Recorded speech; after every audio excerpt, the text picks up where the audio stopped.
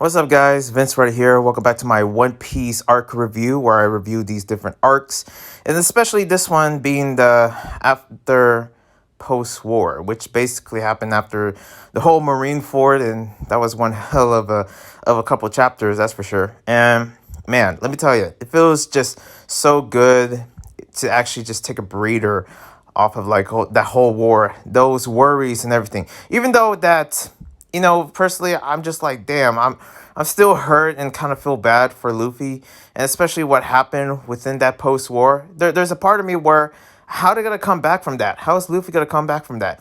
And what is the reactions of the other, Straw Hat crew?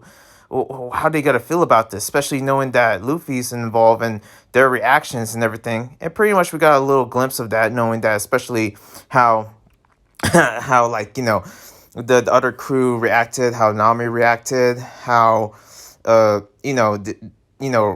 and all that, and pretty much it seems like everyone else does have that emotion, knowing that they really do care and they have to get home quickly, or at least go back to Sabaody, even though they I don't know, there's like some time skip or something. And I'm not spoiled from it. I just know that from what I heard, there's a time skip somewhere surrounding in these post arcs.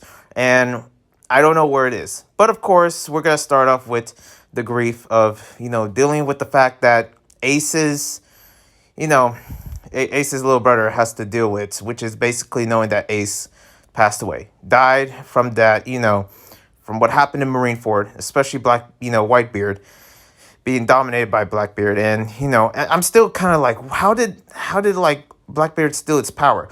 And also there's different aspects of just like where this whole arc goes, because you're starting to see like everyone else like rebuilding and taking, especially the part where Shanks, a name that I now remember, especially knowing that last review in Marineford, I actually forgot about his name, but now I do. I just call him Red Hair. But Shanks giving a proper send-off and funeral to Whitebeard and also Post Gustus, aka Ace. And that was one of the parts where it's emotional, as everyone else there that's part of, Whitebeard's crew showed up for this funeral. And it feels like a very good send-off, knowing that Shanks has many respects. Even though he didn't need to, because I feel like there's no relation at all between Shanks and Whitebeard, at least, in the couple episodes. I'm not sure any episodes before that. But from what I know, I don't really see attachment here and there. As much as I do see attachment of Shanks with Luffy, and that's for sure reminding us of the first season of One Piece, as it was, pretty much put in the memories of how, Luffy and these three brothers became to be, Sabo, Ace, and Luffy all together. And that's basically what the focus is on. It's how it's showcasing the aftermath and giving the readers of like what it is. But it's also one of the first kind of like wars that I experienced where there's no celebration. It's more like, a big, huge loss. Even though it feels like a win, even though it feels like a sacrifice, especially knowing what Luffy's going through, there is that truth that breaks him, where he really does, especially how Jinbei puts it all together, knowing that he's not the toughest, pirate at all in the world. In any sense, because there's always going to be someone else that's more powerful than them, which of course, at least for me, the way I look at it, like, yeah, I mean, no one's perfect. But at the same time, Luffy couldn't take that. Luffy really couldn't take that. But then it brought, it brings back around of like knowing like who he is and his crew, reminding him of his crew, and him saying like, there's that part of me where I'm just like, man, I wish I had a bunch of friends that I can rely on, knowing that, because that's basically how the brothers start out. They were friends, and then they became brothers, even though they're not related related in blood, but they're related in a sense of like their dreams and their passion. And that's kind of like the same sense for me of knowing that how I see my friends as brothers more than I see them as friends. Way more, because it's about like, brotherhood and sisterhood is like, the ones that you really do care for, that they're there for you in your whole entire life. There's many instances of their childhood where, Sabo saved Ace, Ace saved Luffy, Luffy saved the others, or tried to, that whole bond of these three, little musketeers that are just, combined to be the brothers that they know. And one thing I love about these, different aspects of who they are as kids, as we take a look back of, a long time ago, seeing the dawn and taking care of these, three kids, or somewhat, at least taking the two, it's showcasing like, how they really are smart. Luffy is a smart, and, especially Ace as well, seeing how they're tough and strong, capable of handling themselves, even though they're just little kids. From birth, it's almost like they had it all down from what they learn. And there's, there's many aspects of just them being that kind of like, these boys that dream to be pirates, train so hard to be so. And you see that practice from, childhood, that they authentically are like, strong and willing, are capable of handling themselves, help, basically surviving the island from a young age, something that, in this generation, I wouldn't think that anyone would do, especially here in America. But then again, it's anime. That's, of course, not realistic. But at the same time, I can't help but seeing that, for what the childhood of, these kids has grown up on, they learn very fast of how they adapt. Seeing who these three brothers are is a main aspects, but one of the main highlights of this whole entire post-war, or the flashbacks of like Luffy's past, is basically Sabo and how he was raised and who he is, as he wants to be. And especially seeing the majestical dragons. I don't know what it is, but Oda never fails to show how much of an a-hole the majestical dragons are. Like, I don't care, like, at all what is they stand for, or something, what kind of respect.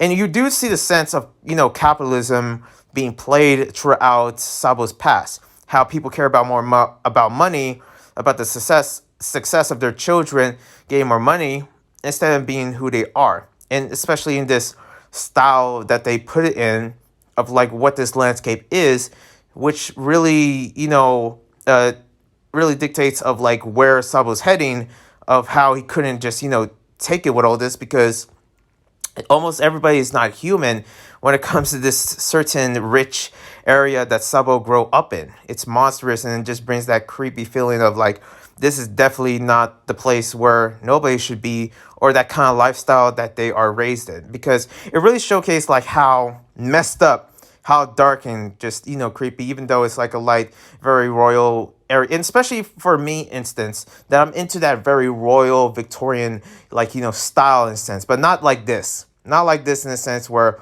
everybody just, they don't mind a couple, like, many bodies dying just to make it a cleaner island, quote unquote, or something.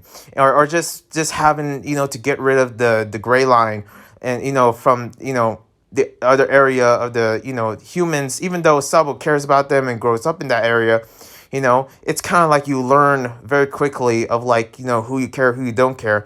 It's kind of like that thing, that simple aspect of knowing that there's kids out there that are starving, that are suffering way more than we are. We take a very, ourselves for granted. And, pretty much you're showing that aspect here, is that, there, you definitely see the rich people in Sabo's land taking everything for granted. Little kids and pretty much and all that, feeling like, that, oh, the commoners, or something like that. And it brings a whole dark sense, especially how the majestical dragon comes into play, knowing that, what happened to Sabo was just like, very surreal, and just how it really puts down of just my emotions towards like, seeing this crew grow up, because they really are just kids surviving, but they make it to a reality where it's like, it's so possible. They want it now.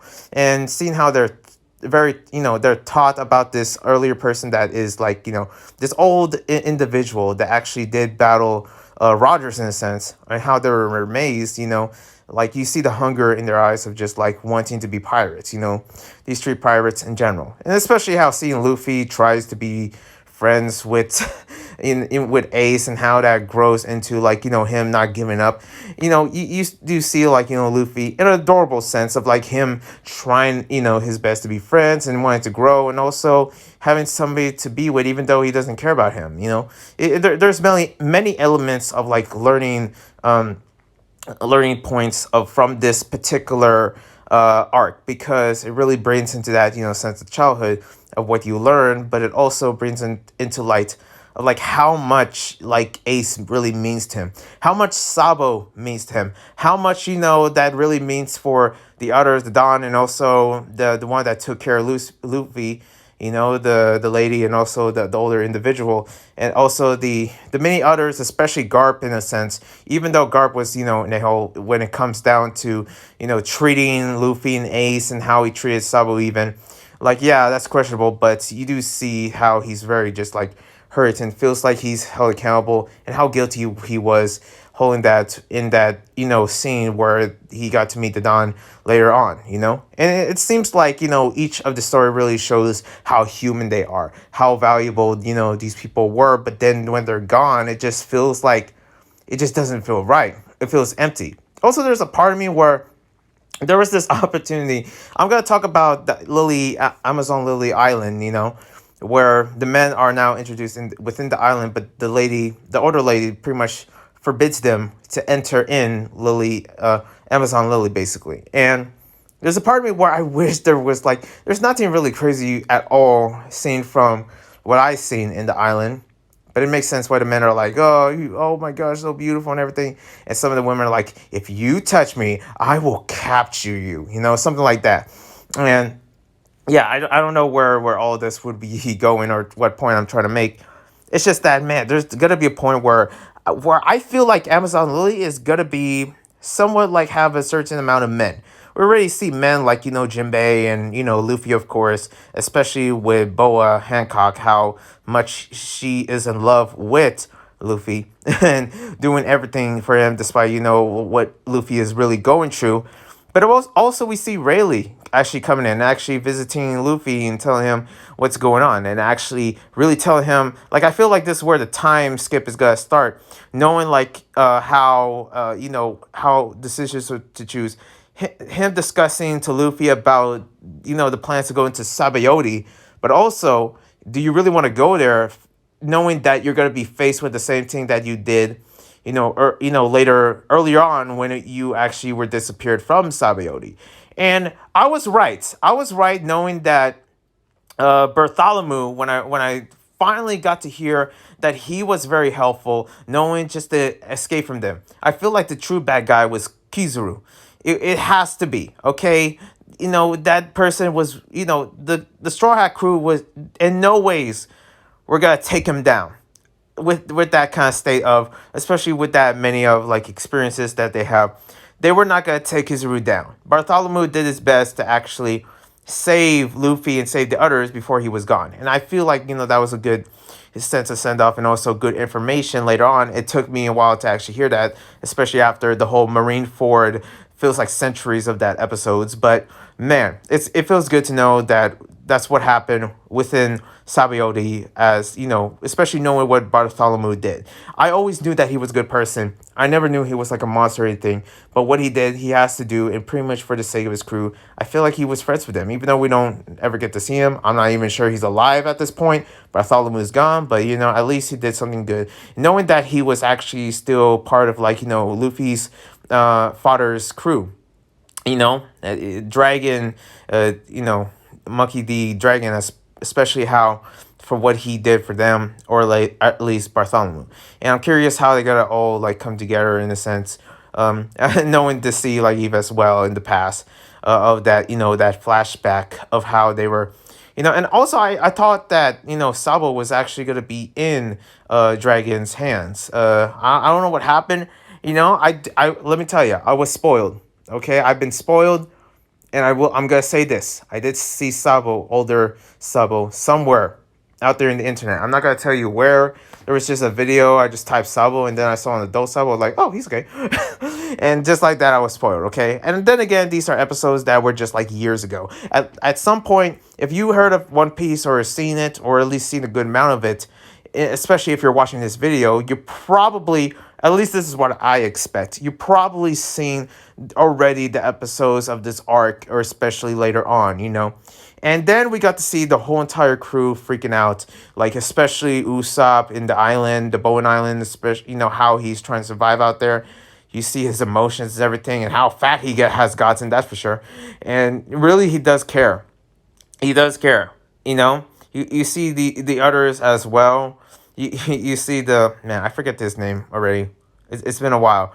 The cyber guy from Water 7, that how he freaked out, how he how his emotions were, and also try his best to the point where you blow up an island. And then you see Nami's reaction, her anger as usual, but also how she's trying to get out, but almost like basically killed herself from a certain accident with the balloons or something, the air balloons or those vehicles in within Witheria. And as she's trying to get out by carrying one of her mentors to actually guide her to drive one of those air balloons or something. I don't know. I call them air balloons, even though they're not. They're vehicles. But you know what I mean. You see each one actually having their own reactions and everything. It's good to know to see little Chopper. Okay, I mean, I was kind of worried, especially how he definitely resolved. With that, knowing, having that skill of just understanding what the animals are saying really comes useful, especially for Chopper. I believe that was the savior for him. And you see the people in the island and the birds getting along. And I'm kind of curious where this whole entire episode, or this whole arc, where it's gonna go to in terms of like the time skip, because I'm really excited for that. I'm definitely gonna talk a bit more once we get there, but for sure, I gotta say the memories of these kids was heartbreaking, but it was very cherishing at the same time. There's many aspects that I can go into, but you really did see that there's some sense of care and also some hard ass kind of like moments, specifically from Ace, that's for sure. But you see that sense of brotherhood just more realer than ever, and how they grow up, and how the origin of that whole entire prologue of the story really goes into within the later episodes. As we get into it, it really inspired me to actually watch the first season of One Piece all over again. It really did that for me, knowing that, man, I really want to check back to see what I missed from the actual season before, like Shanks loses his arm, or actually after, or that whole season of like how Luffy got his hat. Other than that, yeah, this is just my quick thoughts about this whole thing. There's many things I missed for sure, but I feel like I talk about a good amount. I'm not a One Piece channel, but gosh damn, I really do love this show, this season, and I'm learning more about it, especially for one of the first ever animes that I have ever watched. I mean, of course, Sonic, fits right there, but this is the first actual real anime. Other than like thing being like, oh, it's a cartoon anime. No, this is really an anime. And it's actually beginning to be one of my favorites. And it's still out there as one of the best for many people. And hopefully, especially climb out to be part of like the One Piece fandom, actually understanding what goes down with these stories and what happens. And there's many more to learn. Other than that, that's just my review of the whole post-war. Let me know what you think. And I'll see you. One love, One Piece. I'm out.